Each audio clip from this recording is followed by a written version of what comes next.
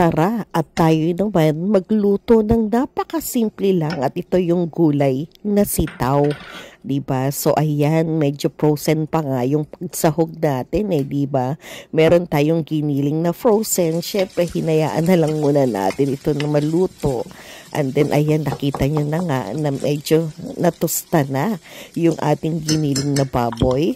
And then sinundan na rin natin sa pagkikisa natin ng bawang na talaga naman po ayan sinisimot ng lola nyo kasi nga nag-ano ako ng bawang, di ba? Para pagka nagluto tayo, abay mabilis na nag-ano tayo, nag-i-stack na tayo.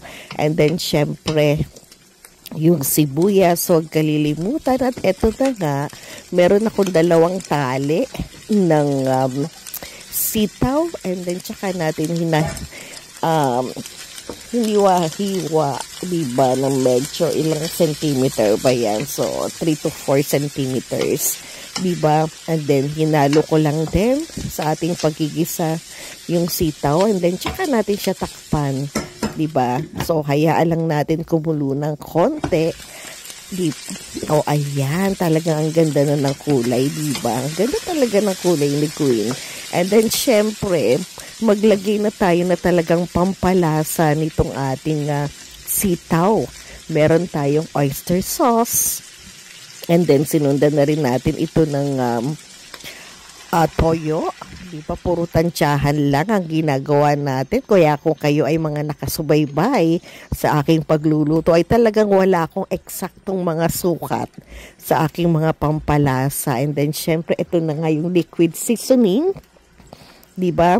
Halo-halo lang natin. And then, magdagdag na rin tayo, syempre, ito ng tubig para habang pinakukuluan natin, diba? Yung hindi naman siya ganun kaalat talaga.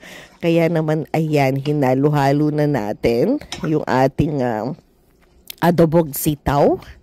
Takpan lang muna natin para mas lalo pa siyang lumambot at ma-absorb yung ating diba mga ka-abengers ko. Ayan. Ayan, kumukulo-kulo na nga. Diba? Kaya naman po halo-halo lang tayo. Diba? And then, syempre, pagka tayo nag-aadobo, hindi natin kalilimutan ng pampaasim.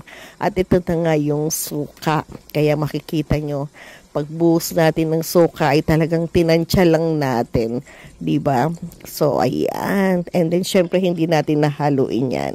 Hayaan lang natin siyang kumulo ng kumulo hanggang sa totaling lumambot na yung ating adobong sitaw.